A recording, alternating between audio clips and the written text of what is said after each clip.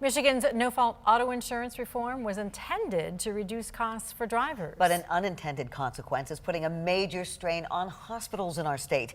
13 on your side's Elena Holland is here now to tell us more about the problem. Well, hi, good evening. So hospitals are getting less money reimbursed from insurance companies for rehab. For Spectrum Health, Beaumont Health, it's a $65 million difference.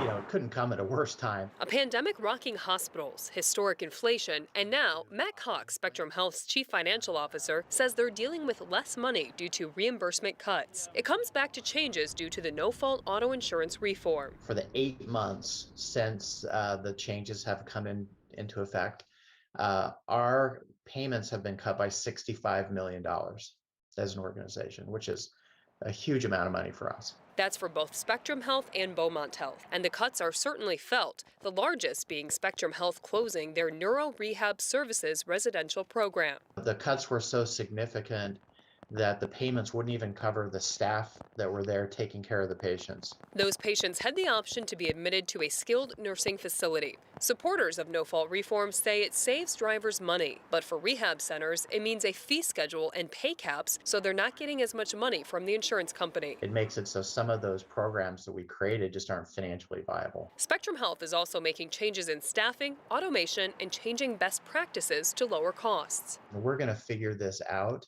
It's a challenge. They aren't the only ones. Mary Freebed is trimming $5.5 million from next year's budget. It's for a few reasons, like inflation, but also a growing number of patients with coverage that does not equal the cost of their care and the no-fault changes. In a statement, a spokesperson said the rehab hospital is working with team members, reviewing ways to do jobs more efficiently and reduce costs. Also looking for ways to grow clinical services. Unfortunately, without any changes to the law, organizations are going to have to continue to close their budget deficits and, in some cases, change programs.